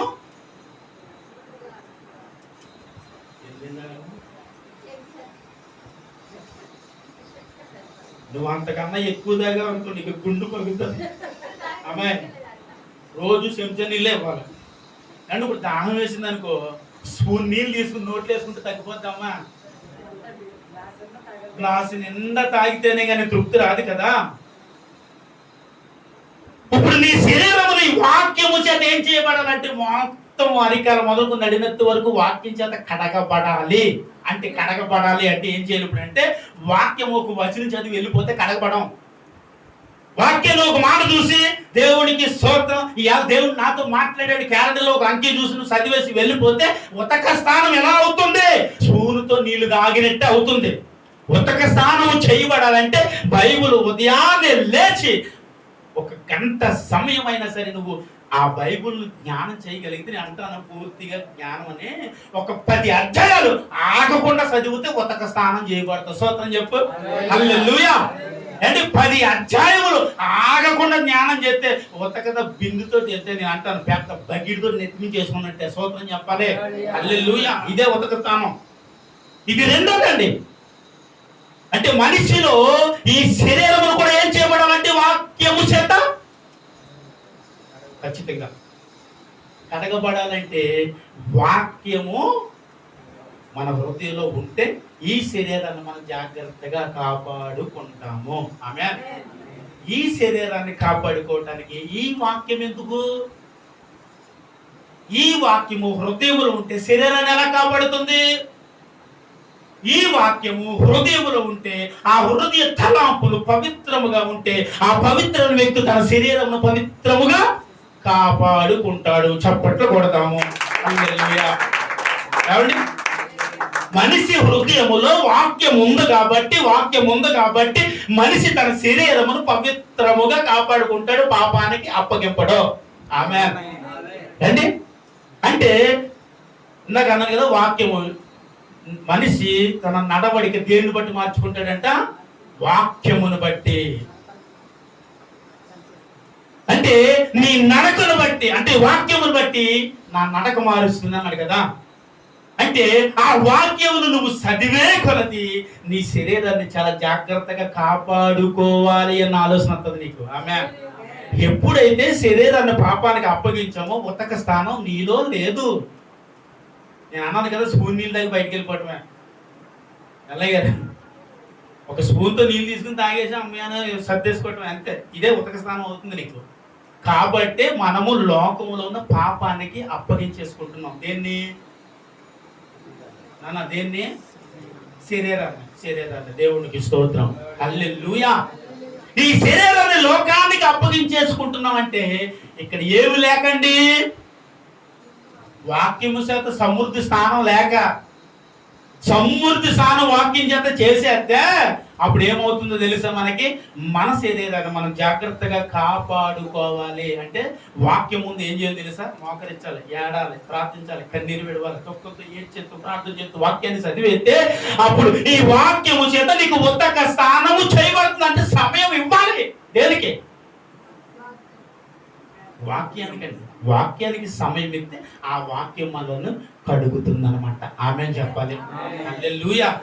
అండి ఈ వాక్యము మనల్ని ఇప్పుడు ఏం చేసింది? రెండోదానిగా మన శరీరాన్ని కడిగింది అనమాట. అంటే ఇప్పుడు మన శరీరం కూడా పవిత్రంగా ఉండాలా దేవుడి మందిరానికి పోయేటప్పుడు? అంతే కదా, నీ శరీరం కూడా పవిత్రంగా ఉండాలి. మూడో చూద్దామా?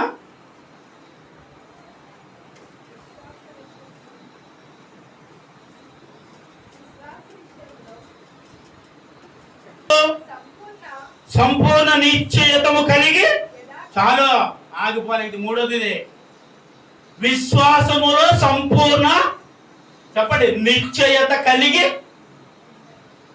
విశ్వాసములో సంపూర్ణ నిశ్చయత అంటే ఏ అనుమానం లేదు. యేసయ్య నిజ దేవుడు. ఆమేన్ చెప్పండి. యేసయ్య దగ్గర పరలోకం ఉంది. ఆమేన్ చెప్పండి. ఆయన నమ్మితే రాజ్యానికి వెళ్తాం. ఆమేన్ చెప్పండి. యేసుక్రీస్తు ప్రభువు నిజమైన దేవుడు. ఆమేన్. ఇది నిశ్చయత అంటే అనుమానం లేని జీవితం. అంటే విశ్వాసములో నీకు అనుమానమే లేని జీవితం. మనిషికి మూడోదిగా కావాల్సింది ఏంటి ఇప్పుడు? విశ్వాసములో ఏంటి? నిశ్చయత, పరిపూర్ణ నిశ్చయత. అంటే పరిపూర్ణత అంటే ఏంటమ్మా? పరిపూర్ణత అంటే ఏంటండి? సంపూర్ణం. సంపూర్ణం అంటే పూర్తిగా. అంటే నీ విశ్వాసంలో పూర్తిగా యేసయ్యే నిజమైన దేవుడు. అంటే అవిశ్వాసం లేదు ఇక్కడ. దానికి మరొకటి తగిలించడానికి లేదు ఇక్కడ. మళ్ళీ ఏదో ఆలోచించడానికి లేదు ఇక్కడ. మరొక అనుమానం నీకు రావటానికి లేదు ఇక్కడ. ఏ అనుమానం ఉండకూడదని అన్నాడు? సంపూర్ణ, క్షమించాలి, పరిపూర్ణ నిశ్చయత. హల్లెలూయా. ఈ సంపూర్ణ నిశ్చయత అంటే అనుమానము లేని జీవితము. యేసుక్రీస్తు ప్రభు నిజ దేవుడు. చెప్పండి కొడదామా సారంలో? హల్లెలూయా. ఈ సంపూర్ణమైన జీవితంలో ఇది మూడోదండి. ఇప్పుడు మనిషికి ఎన్ని అర్హతలు వచ్చినాయి ఇప్పటికే? మొదటి చెప్పండి.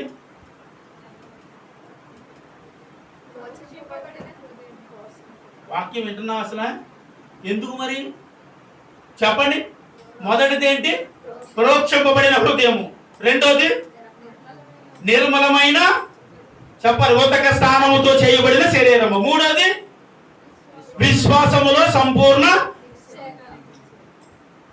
ఏంటిది? పరిపూర్ణమైన విశ్వాసం. అంటే ఇప్పుడు మనిషికి కావాల్సిన అర్హత ఎన్ని వచ్చినాయి? ఒక్కొక్కటి జ్ఞాపకం చేసుకోండి, జాగ్రత్తగా రాసుకోండి. రాసుకుని ఇవన్నీ మనలో ఉన్నాయో లేదో పరీక్షించుకోవాలి అండి. 4వది వెళ్దాం, ఇంక సమయం అయిపోతుంది కాబట్టి 4వది కూడా చెప్తాం. ఇది చాలా భయంకరంగా ఉంటుందండి, దయచేసి నన్ను ఎవరు తిట్టుకోవద్దా. చూడండి, యథార్థమైన హృదయముతో మనము దేవుని సన్నిధికి చేరేదము. చప్పట్లు కొడదాం అందరూ కూడా. ఏం కావాలి ఇప్పుడు? అవునంటే అవును, అంతే. క్రైస్తవుడు ఎలా ఉండాలో తెలుసండి? అవునంటే అవును. నీ నోట నుండి ఎప్పుడు అబద్ధం కూడా రాకుండా బ్రతకండి, రాకూడదు. నువ్వు ఒకవేళ అబద్ధం ఆడావంటే ఒక నీతిమంతుని ప్రాణము మిగులుతుందంటేనే అబద్ధం ఆడాలంట. లేదనుకో నీ ప్రాణం పోతుందన్నా సరే అబద్ధం ఆడద్దు. ఇది యథార్థత. యేసుక్రీస్తు ప్రభు ప్రాణం పోయేటప్పుడు, అనగా సిలువుకి అప్పగించబడేటప్పుడు రాజు అన్నాడు కదా, ఏదోటి మాట్లాడవయ్యా, ఏదోటి చెప్పు, ఎందుకంటే నీకు శిక్ష వేయటానికి నాకు అధికారం ఉంది అన్నాడు. నువ్వు శిక్ష వేయడానికి పరలోకపులో తండ్రి ఆజ్ఞ ఇస్తే తప్ప నువ్వు నాకేం శిక్ష చేయగలవు అన్నట్టు. అంటే ఇప్పుడు ఆయన అన్న మాటను బట్టి మనం ఏమవుతుందో తెలిసిండి, అయ్యి బాబు ఒక అబద్ధం అన్న ఆడితే ఇక్కడి నుంచి తప్పించుకోవచ్చు అని అనుకుంటామా అనుకోమా? తీర్పులో ఉన్నాడు యేసుక్రీస్తు ప్రభు. ఆ తీర్పులో ఉన్నప్పుడు పిలాతు అంటున్నాడు, బాబు యేసుబాబు నీకు శిక్ష చేయడానికి నాకు అధికారం ఉంది, శిక్ష నుంచి తప్పించడానికే అధికారం ఉంది, కాబట్టి అసలు నీ నోట ఏదో మాట రావాలి కదా, ఏం మాట్లాడమేంటి అన్నాడండి. ఈయనేమంటున్నారంటే అంత ధైర్యం చూడండి ప్రభు గారికి, భయపడే రకం ఏంటిది? పరలోకపు తండ్రి సర్వ సృష్టి చేసి సృష్టికర్త అన్నట్టు కదా, నువ్వు నాకు శిక్ష వేయటానికి పరలోకపు తండ్రి ఆజ్ఞ ఇస్తే తప్ప నువ్వేం చేయాలి? స్తోత్రం చెప్పాలి. ఇప్పుడు ఎవడైనా నిన్ను ఇలాగే అన్నాడు అనుకో, ఇలాగే అంటారా, లేకపోతే అబ్బాయి లేదండి అబ్బాయి అల్లిపోయేసి వెంటనే అబద్ధం ఆడేస్తారా?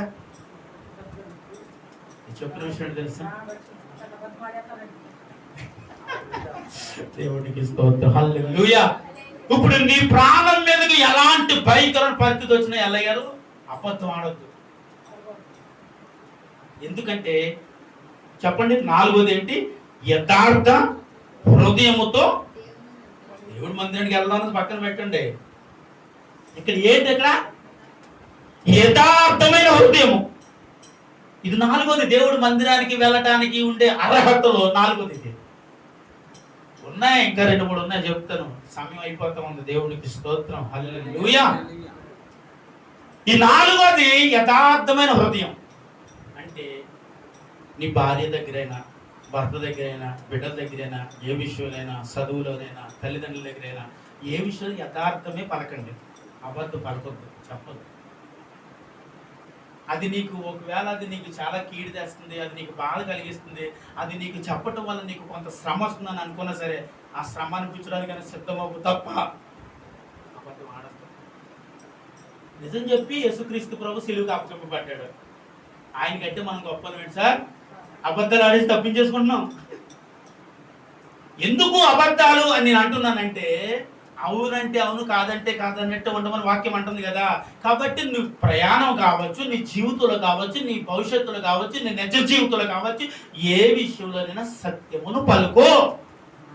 అబద్ధం చెప్పొద్దు, అబద్ధం మాట్లాడొద్దు. అసలు సత్యమునే, సత్యం అంటేనే యేసుక్రీస్తు ప్రభు మార్గము, జీవము.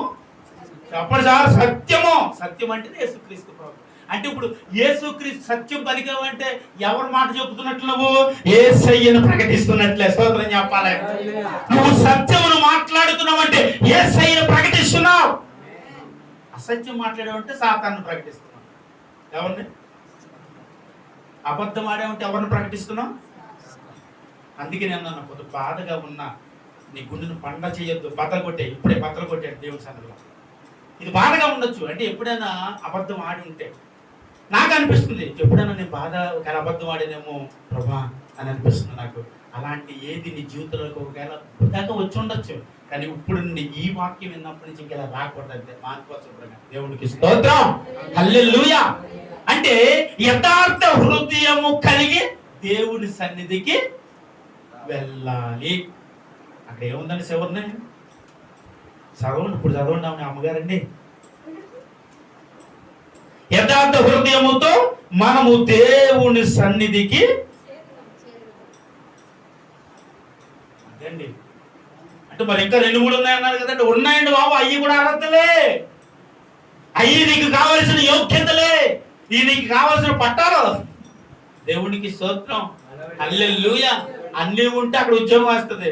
ఈ అర్హతలన్నీ ఉంటే దేవుడి సన్నిధిలో నిన్ను దేవుడు ఒక యథార్థమైన వ్యక్తిగా నిలబెడతాడు. బిడ్డ చప్పట్లు కొట్టి గట్టిగా మా అమ్మాయినా అన్నానమ్మ నేను ఆ మాట, కానీ అదే పొజిషన్లో ఎవరిని చూసినా నెట్టలేదు.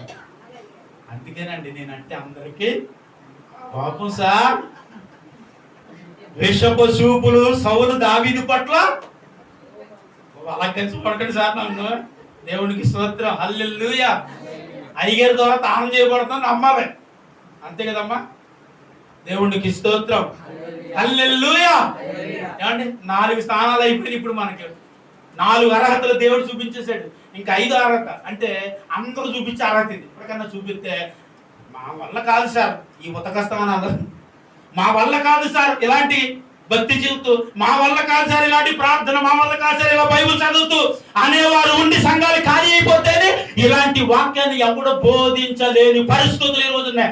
ఈ 5 రోజులు చూశారు, ప్రతి సంఘంలో ఉంటది ఇది. దేవునికి స్తోత్రం. అందుకే ఈ రోజు పాత్రలు అందరూ ఎలా ఉన్నారు తెలుసా? ఆశీర్వాదకరంగా ఉన్నారు. ఆమేన్. చూడండి 5వది. అప్పుడు బాబాయ్ నీ చెప్పలేదు కదా తల్లి. ఉపదేశకాండం 16వ అధ్యాయము 17వ వచనం. మనిషికి కావలసిన 5వ అర్హత అంటే నేను అంటాను, పైన ఉన్న ఈ 4 ఉంటేనే 5 నీలో ఉండాలి.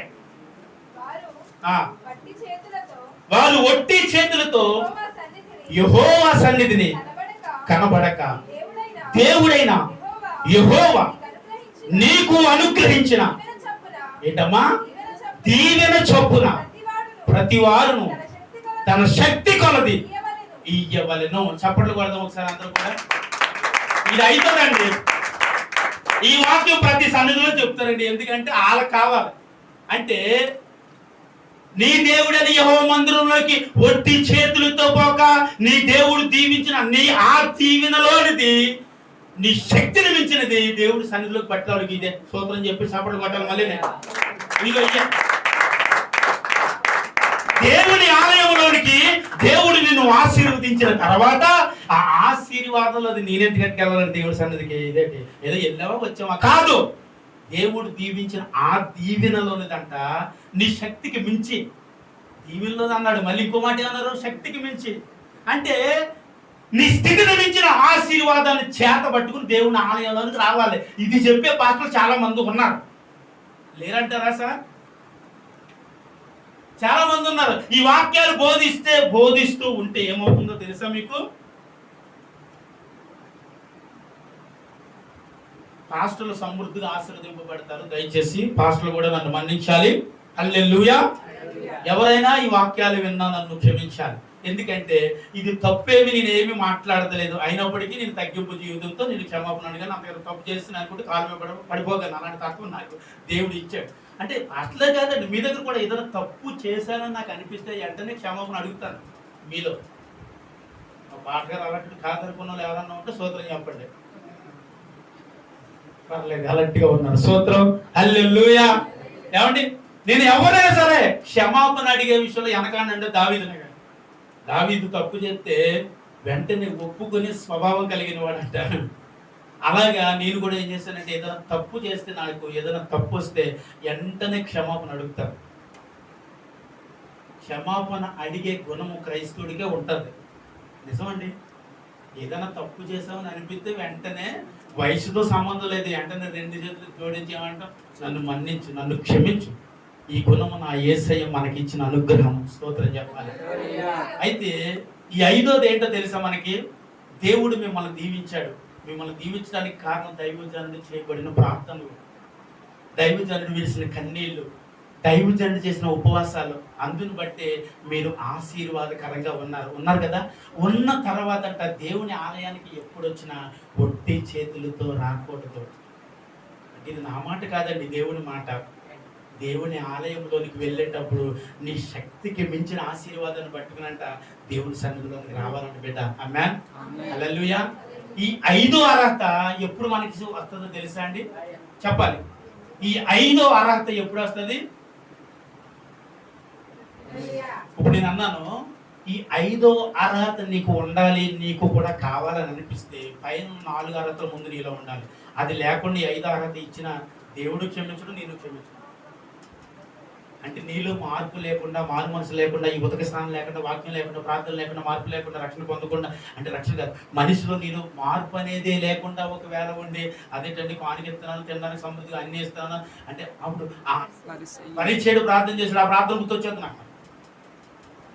నిజమండి, ఆడ ఎక్కడుండి ప్రార్థన చేశాడంటే పాప సొంత బయట ఉండి ప్రార్థన చేస్తాడు. బాబు నీ సన్నిధిలోకి వచ్చేది కూడా యోగ్యం లేదు, అర్హత లేని వాడిని ఆయన నన్ను ఇలా ఉంచాడు ప్రార్థన చేస్తాడు. ఈ బయట ఉండి ఇతను దేవుడు చదువుతాను, లోపల ఉండి ప్రార్థన చేస్తున్నాడు. ఏమని తెలుసా, వారానికి 2 సార్లు ఉపవాసం ఉంటున్నాను, నేను సంపాదించుతున్న సంపాదనలో 10వ భాగంలో నీకు 10వ భాగం ఇచ్చుతున్నాను కాబట్టి ఆ శంకర బలి లేనందుకు నీకు కృతజ్ఞతను ప్రార్థన చేస్తున్నాడు. ఆడు గుర్తొస్తాడు. కాబట్టి పైన 4 అర్హతలు నీలో ఉంటే ఈ 5వ అర్హతకి నువ్వు ముందుకు రా.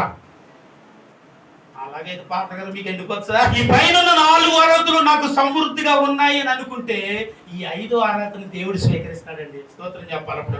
హల్లెలూయా. కాబట్టి దేవుని ఆలయానికి వెళ్ళే మనం ఇప్పుడు ఎలా ఉండాలి?